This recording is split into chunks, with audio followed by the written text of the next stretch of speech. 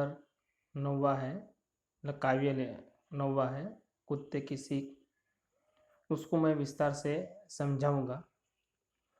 कुत्ते की सीख, इसके जो कवि है वह है रामधारी सिंह दिनकर। दिनकर मतलब जो हिंदी साहित्य में जो गद्य और पद्य दोनों में अपनी रचनाएं लिखकर हिंदी साहित्य को अधिक से अधिक समृद्ध किया है।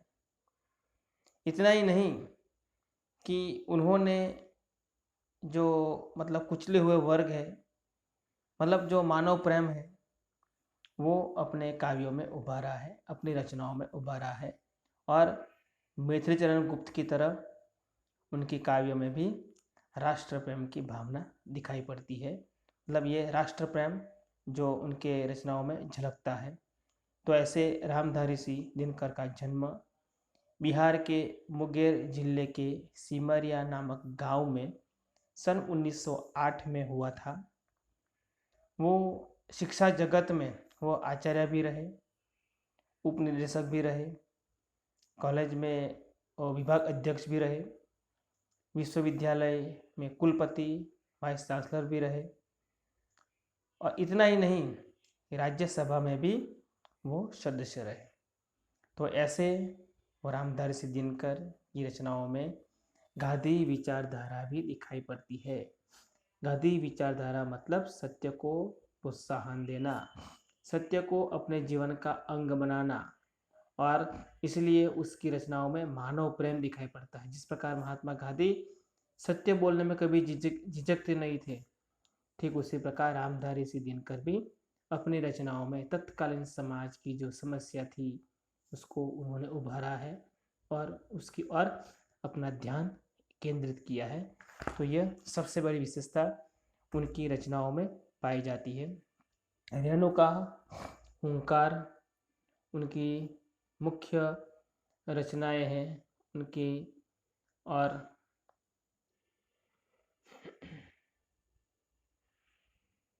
इसके अलावा जो रसवंती है, हुंकार है, वह उनका काव्य क्षेत्र है। कुरुक्षेत्र हिंदी साहित्य का सर्वश्रेष्ठ प्रबंध काव्य है, क्योंकि इसमें जो कर्ण, जो एक कुचला हुआ, जो जाति पाति में फंसा हुआ और माता पिता की छत्र छाया गवाया हुआ जो कर्ण है, उसको एक अच्छे ढंग से उभारा है। और सबका ध्यान जो अर्जुन की ओर गया है, कृष्ण भगवान की ओर गया है, लेकिन उनसे भी सर्वश्रेष्ठ जो पात्र है कर्ण है, तो कर्ण को उन्होंने उभारा है। तो इस तरह रश्मि रथी में भी उर्वशी, तो ये उनके प्रबंध काव्य है। और जो रेती के फूल का चिंतन प्रधान निबंध है। जिस प्रकार हिंदी साहित्य में हजारी प्रसाद द्विवेदी ने निबंध लिखे हैं चिंतनात्मक, तो उसके बाद रामधारी सिंह दिनकर का नाम भी आदर के साथ लिया जाता है। और संस्कृति के 4 अध्याय इनकी प्रमुख गद्य रचना है। प्रस्तुत काव्य का प्रकार है कथा काव्य। हिंदी जगत में काव्य सभी ने लिखा, लेकिन कथा काव्य बहुत कम लोगों ने लिखा है। तो यहाँ कथा के रूप में काव्य लिखा है। जिस प्रकार हम कहानी लेखन भी कह सकते हैं कि कहानी होती है, लेकिन यहाँ उस कहानी को एक काव्य का ढांचा दिया है, और इसलिए ये जो काव्य है वह कथा काव्य के रूप में लिखा गया सबसे अच्छा है। और ये बच्चों के लिए लिखा गया है, क्योंकि कोई भी कहानी हो तो उस कहानी में कोई ना कोई किसी न किसी प्रकार का बोध रहता है, और उसी बोध के जरिए जो लेखक है, जो कवि है, वह अपनी बात स्पष्ट करना चाहता है। क्यों कि जो छोटे बच्चे होते हैं वो डायरेक्टली जो बोध प्रदान, मतलब जो हमें उपदेश देना चाहते हैं, तो वो नहीं समझेगी, लेकिन उसको कहानी, जो काल्पनिक कहानी बोलनी पड़ेगी। और कहानी बोलने के बाद यदि हमको उसको बोध सुनाएंगे या बोध या उपदेश देंगे, तो वो समझ लेंगे और अपने जीवन में उसको मतलब उसका इम्प्लीमेंट करते हैं। तो यह सबसे बड़ी आवश्यक है कि किसी को भी कोई राह दिखानी हो, कोई उपदेश देना हो, तो सबसे पहले उसके स्टोरी बनानी पड़ती है, और स्टोरी बनाने के बाद हम उसको उपदेश दे सकते हैं। तो ये उपदेश प्रधान है, बोध प्रधान है और ये कथा काव्य भी है। और इसमें कवि रामधारी सिंह दिनकर ने यह बताने का प्रयत्न किया है कि छोटा या बड़ा कोई भी हो, ताकतवर हो या कमजोर हो, लेकिन जब प्रश्न होता है अपने प्राणों पर, जब उनके समक्ष काल लाया जाता है, यमराज रूपी जब काल आ जाता है, तब वह अपनी विशेष शक्ति का मतलब संचार होता है और उससे वह जान बचाकर लड़ता है, पूरी ताकत लगाकर लड़ता है। और ये जो शक्ति है वह ईश्वर ने सबको दी है। जिस प्रकार आप जा रहे हैं, आपके पीछे कुत्ता भागा, तो आप इतना दौड़ोगे, बाद में सोचोगे कि मैं इतना तेज भागा। इम्तिहान होती है तो हम 3 घंटे लिखते रहते, थकते भी नहीं है, कभी पानी भी प्यास भी नहीं लगती। क्यों? क्योंकि हम तल्लीन हो जाते हैं, पूरी शक्ति लगाकर अपनी इम्तिहान देते हैं। तो यहाँ पर हमें यह सीख मिलती है कि व्यक्ति में अगाध शक्तियाँ हैं, वो शक्तियाँ हमारे भीतर है, वो छिपी हुई है। जब ऐसी मुश्किल समय आ जाती है, जब ऐसा कोई काम हम करते हैं, तो वो शक्तियाँ अपने आप प्रकट होता है। मतलब यहाँ पर कवि ने अपने पर सकारात्मक जो थिंकिंग है, उस चिंतन को यहाँ पर उभारा है। हमें अपने पर विश्वास करना चाहिए, इसी बात को यहाँ पर उजागर किया है। और इसी बात को समझाने के लिए यहाँ पर कुत्ते की सीख, मतलब कुत्ता क्या सीख देता है, इसी टाइटल लेकर रामधारी सिंह दिनकर ने ये कथा काव्य लिखा है। सबसे पहले मैं कथा को मतलब ये जो काव्य है उसको पढ़ूंगा, बाद में मैं आपको उसका जो भावार्थ है वो समझाऊंगा। वन में एक घनी झुरमुट थी, जिसके भीतर जाकर खहरा एक रहा करता था सबकी आंख बचाकर। फुदक फुदक फुनगिनिया घास की चुन चुन कर खाता था, देख दूर से लोगों को झुरमुट में छिप जाता था। एक रोज आया उस वन में कुत्ता एक शिकारी, लगा छानने सूंघ सूंघ कर वन की झाड़ी झाड़ी। आखिर वह झुरमुट भी आई जो खरहे का घर थी, मगर खैर उस बेचारे की लंबी अभी उम्र थी। कुत्ते की जो लगी सांस कह रहा सोते से जागा, देख पीठ पर खड़ा काल को जान लिए वह भागा। झपटा पंजा तान मगर खरहे को पकड़ न पाकर, पीछे पीछे दौड़ पड़ा कुत्ता भी और जोर लगाकर। 4 मिनट तक खुले खेत में रही दौड़ यह जारी, इतने में आ गई सामने घनी कंटीली झाड़ी। भरकर एक छलांग गया छिप रहा बिहड़ वन में, इधर उधर कुछ सूंघ फिरा कुत्ता निराश हो वन में। एक लोमड़ी देख रही थी यह सब खड़ी किनारे, कुत्ते से बोली मामा तुम हो खरहे से हारे। इतनी मोटी देह की लिए हो फिर भी थक जाते हो, वन के छोटे जीव जंतु को भी न पकड़ पाते हो। कुत्ता हंसा, अरे दीवानी तू नाहक बकती है, इसमें है जो भेद उसे तू समझ नहीं सकती है। मैं तो दौड़ रहा था केवल दिन का भोजन पाने, लेकिन खरहा भाग रहा था अपनी जान बचाने। कहते हैं सब शास्त्र कमाओ रोटी जान बचाकर, पर संकट में प्राण बचाओ सारी शक्ति लगाकर। ये जो कथा काव्य है इसकी यह विशेषता है कि पूरी जो कथा मतलब काव्य के रूप में चलती है, और अंत में जो 2 पंक्तियां हैं उस पंक्तियों में कवि का क्या मैसेज है, कवि इस कहानी के माध्यम से क्या उपदेश देना चाहते हैं, इसको उन्होंने स्पष्ट रूप से लिखा है। कहानी में 2 जो एक कुत्ता है, दूसरा खरहा है, खरहा का मतलब है खरगोश, दोनों के बीच ये कथा चलती है। और अंत में लोमड़ी इस कथा में जुड़ती है, और बाद में ये जो टाइटल है मतलब कवि का जो मकसद है बच्चों को उपदेश देना, मनोरंजन के साथ उपदेश देना, उसका स्पष्टीकरण हुआ है। यहाँ पर अब हम काव्य की शुरुआत करेंगे। वन में एक घनी झुरमुट थी, जिसके भीतर जाकर खरहा एक रहा करता था सबकी आंख बचाकर। देखो, वन में एक घनी झुरमुट, झुरमुट मतलब जो पास पास में जो झाड़ियाँ होती है, छोटे छोटे जो घास होती है, उसको बोलते हैं झुरमुट। और वो कैसी थी, घनी थी, बहुत गाढ़ थी। और इसके भीतर, उसी भीतर में जाकर एक खरहा मतलब खरगोश रहता था, सबकी आंख बचाकर। सब आंख बचाना ये रूढ़ी प्रयोग है। आज बचा के रहना, नजर से दूर रहकर या छिप कर रहना, जीना।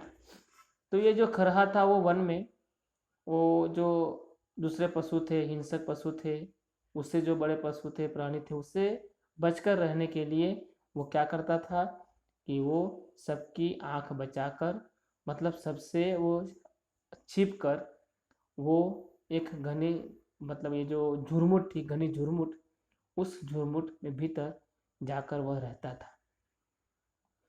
फुदक फुदक फुनगिया घास की चुन चुन कर खाता था। फुदक फुदक मतलब कूद कूद कर, फुनगिया मतलब जो कोमल घास है, मतलब घास है ऊपर का जो हिस्सा कोमल होता है, वह कोमल घास वो चुन चुन कर खाता था।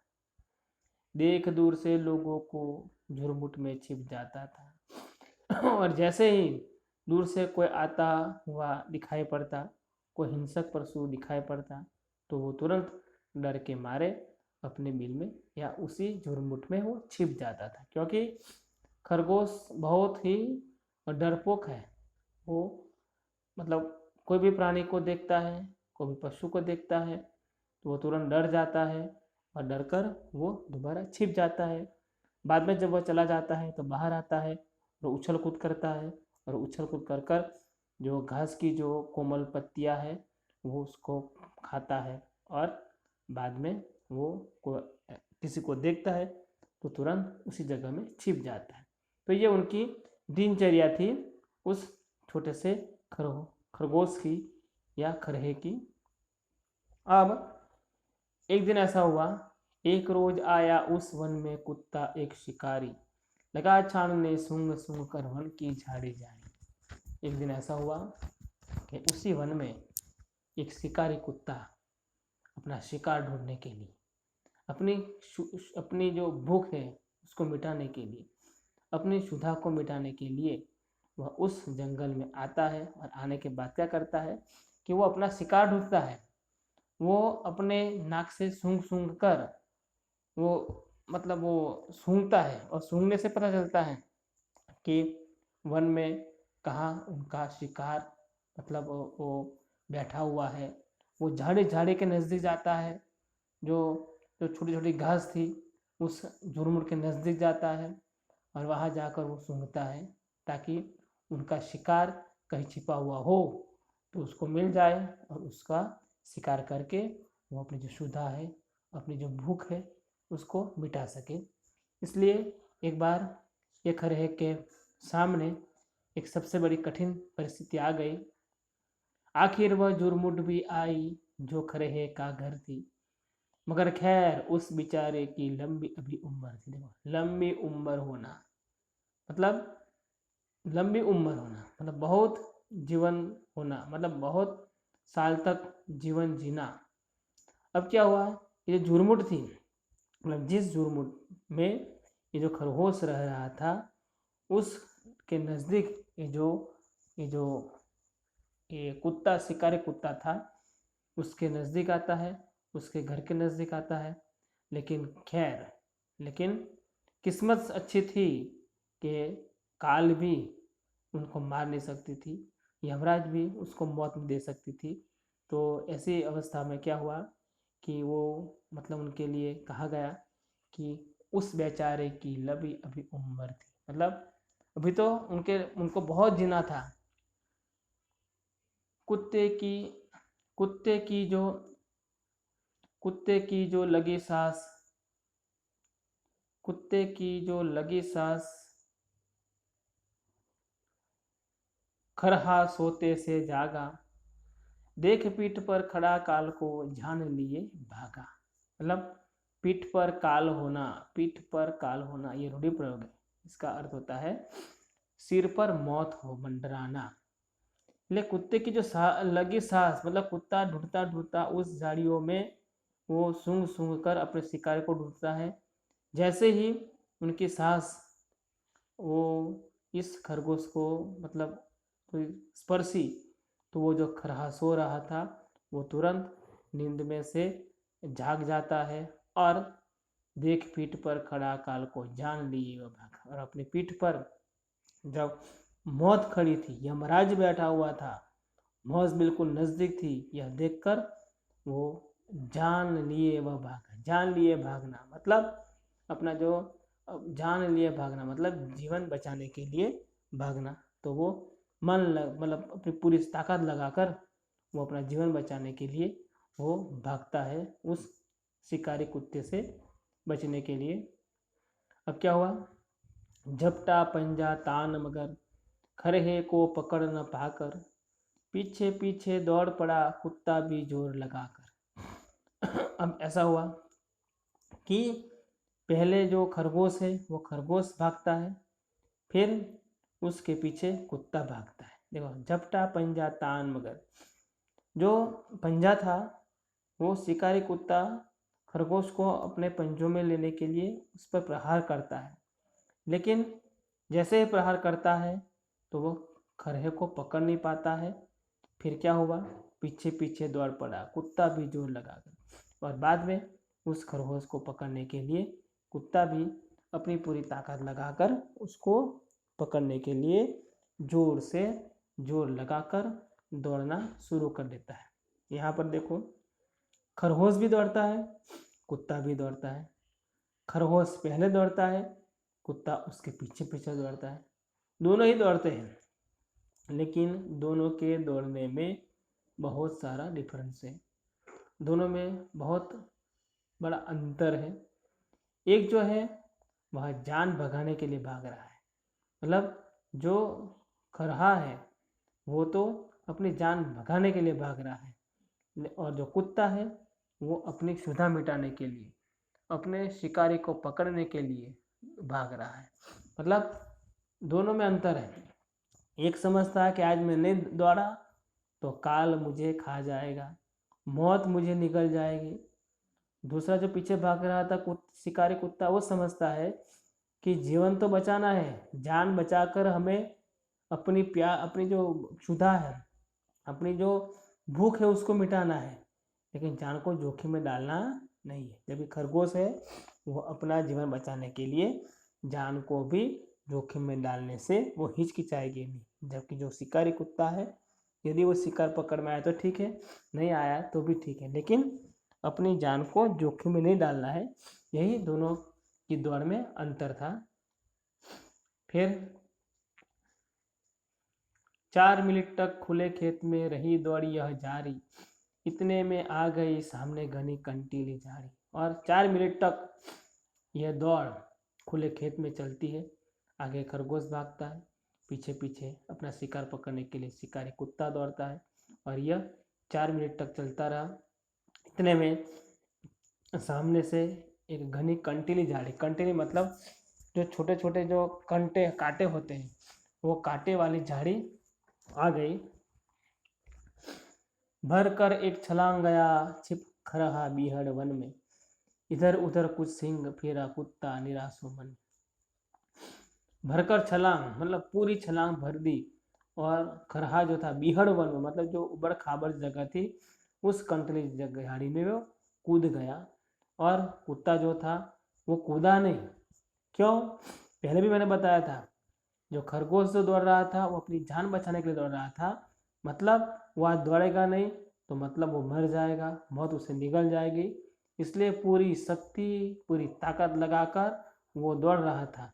जैसे ही बीहड़ वन आया, कंटीली झाड़ी आई, फिर भी उसने अपनी जान की परवाह नहीं की। क्यों? क्योंकि यमराज उसके पीछे था। इसलिए वो मतलब अपनी जान की बाजी मतलब पूरी ताकत लगाकर वो दौड़ रही थी, अपनी जान बचाने का प्रयत्न कर रही थी।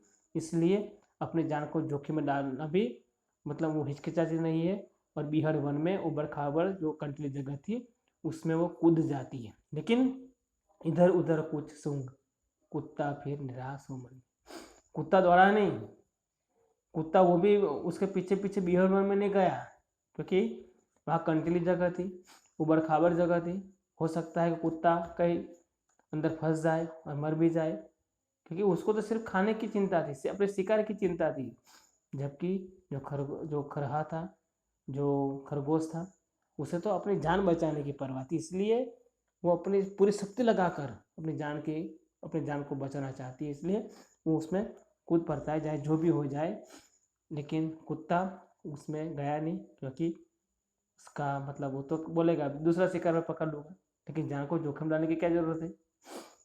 एक लोमड़ी देख रही थी यह सब खड़ी किनारे, कुत्ते से बोली मामा तुम हो खरहे से हारे। और ये जो स्पर्धा चल रही थी दौड़ने की, ये सब लोमड़ी एक किनारे पर खड़ी खड़ी ये सब देख रही थी। बाद में उसने व्यंग से कुत्ते से बोली मामा तुम हो खरहे से हारे, तुम खरहे से हार गए, कितना छोटा था, और तुम तो कितने बड़े हो, हट्टे कट्टे हो, इतना मोटा शरीर है, कितने बड़े बड़े पैर हैं, और एक छोटे खरगोश को पकड़ नहीं पाए, छोटा खरहा है वो पकड़ में नहीं आया, तो आपके लिए तो शर्मिंदा की बात है, क्योंकि वो तो छोटा है। उसके पाँच मतलब वो चलने की जो वो को मतलब कूद कूद कर चलता है, और आप तो एक ही फलंग में उसको पकड़ डालोगे, एक ही छलांग में लगा दोगे। उनकी 5 छलांग, आपकी एक ही छलांग, तो फिर एक सामान्य खरगोश से आ गए। इतनी मोटी देह लिए हो फिर भी थक जाते हो, वन के छोटे जीव जंतु को भी न पकड़ पाते हो। और लोमड़ी ने व्यंग में कहा इतना बड़ा देह है, इतनी बड़ा आप में ताकत है, इतने बड़े पैर होने के बावजूद भी तुम थक जाते हो, और ये छोटे जंतु मतलब ये तो खरहा जो सबसे छोटा होता है, फिर भी तुम पकड़ नहीं पाए। कुत्ता हंसा, और लोमड़ी की बात सुनकर कुत्ता हंसता है, और हंस कर उनका जवाब देते हुए कहता है अरे दीवानी, ये पागल, तू नाहक बकती है, और तुम तो नाहक बकती हो, मतलब व्यर्थ बोल रही हो। इसमें है जो भेद उसे तो समझ नहीं सकती है। इसमें जो अंतर था वो अंतर तूने समझा नहीं, सिर्फ यही देखा कि छोटा खरगोश दौड़ रहा है आगे, पीछे कुत्ता दौड़ रहा है, खरगोश झुरमुट में मतलब कंटली झुरमुट में कूद गया उबड़ खाबड़ घनी जगह में, और तुम उसे पकड़ नहीं पाए, बस तूने यही देखा। लेकिन दोनों में तुम अंतर क्या भेद है समझ नहीं पाए। और लोमड़ी की बात को मतलब लोमड़ी में जो भ्रम था उसको दूर करने के लिए कुत्ता आगे कहता है मैं तो दौड़ रहा था केवल दिन का भोजन पाने, लेकिन खरहा भाग रहा था अपनी जान बचाने। वो अपनी बात बताते हुए कहते हैं कि मैं तो एक दिन का खाने मतलब एक दिन के लिए, एक दिन का शिकार ढूंढने के लिए, आज की क्षुधा तृप्त करने के लिए मैं तो भाग रहा था, लेकिन खरहा भाग रहा था अपनी जान बचाने, और वो तो अपनी जान बचाने के लिए भाग रहा। दोनों में यही अंतर था, एक भोजन के लिए भाग रहा था, दूसरा है अपनी जान बचाने के लिए भाग रहा था। कहते हैं सब शास्त्र कमाओ रोटी जान बचाकर, पर संकट में प्राण बचाओ सारी शक्ति लगा। शास्त्रों में भी यही कहा है कि अपने जो रोटी, अपना जो शिकार है, अपनी जो शुदा है उसको तृप्त करने के लिए अपनी जान बचाकर, तो जान है तो जहान है, ये बचाकर हमें कमानी चाहिए। लेकिन जब अपने प्राण पर संकट आ जाए तो उस प्राण को बचाने के लिए अपनी सारी शक्ति लगा देनी चाहिए, तो सारी ताकत लगाकर हमें उस संकट से छूटना चाहिए। तो ये जो लास्ट 2 पंक्तियाँ हैं, उस पंक्तियों में रामधारी सिंह दिनकर क्या उपदेश देना चाहते हैं, वो यह समझाते हैं कि हमारे हिंदू शास्त्रों में भी लिखा है कि जान बचाकर मतलब रोटी कमाना, मतलब रोटी कमानी हो या हमें कुछ मतलब कोई काम करना है तो उसको हम अपनी जान बचाकर ही कमा सकते हैं। लेकिन जब प्राण की बाजी हो, जब सामने काल आ जाए, यमराज आ जाए, तो फिर हमें सारी शक्ति लगाकर हमें बचना चाहिए। तो इस तरह वो समझाने का प्रयत्न करते हैं, और यही कुत्ते की सीख है कि जब सामने मौत हो तब पूरी शक्ति लगाकर हमें उससे बचने का प्रयत्न करना चाहिए। तो इस तरह ये जो छोटी सी कथा काव्य थी कुत्ते की सीख, और इसमें रामधर दिनकर हमें ये मैसेज देना चाहते हैं कि ईश्वर हर व्यक्ति में ऐसी अगाध शक्तियाँ दी गई है, यदि हमें उसको पहचान कर हम सकारात्मक चिंतन अपने जीवन में लाए, यही भावना इस जो कथा काव्य है उसकी है।